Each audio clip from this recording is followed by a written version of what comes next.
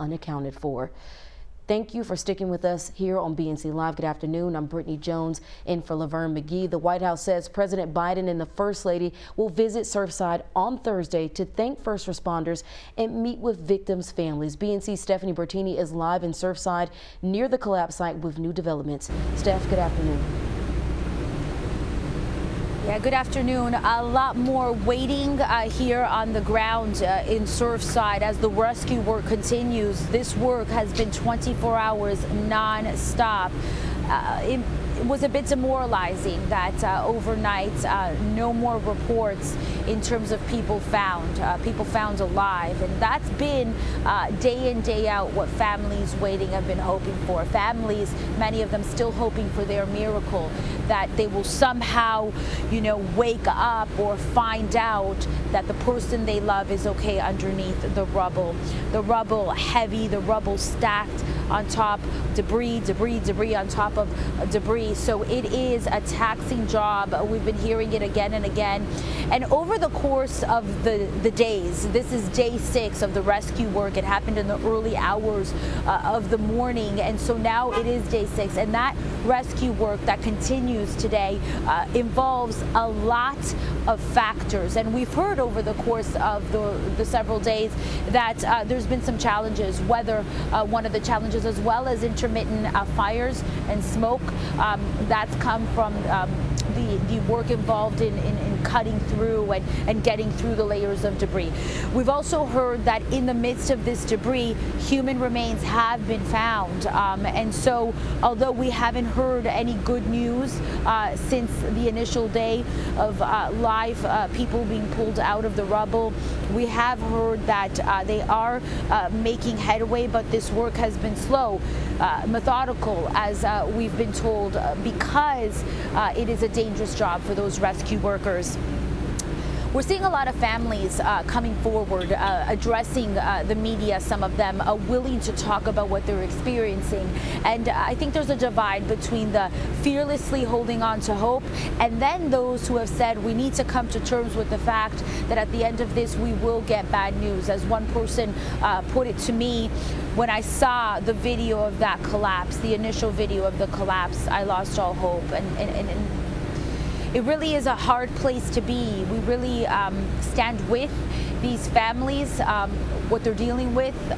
It truly is something you couldn't imagine what happened. The town of Surfside is small, all of South Florida coming together, and we are seeing international support as the rescue work continues here on the ground.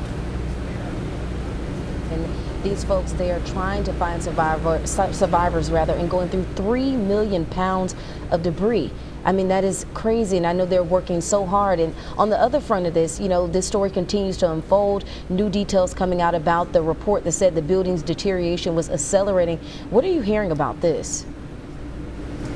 So there's a lot of reports that there was something wrong with that structure. I talked to the mayor of Surfside a few hours ago. He said, I think there was a lot wrong with the structure, because how could this happen?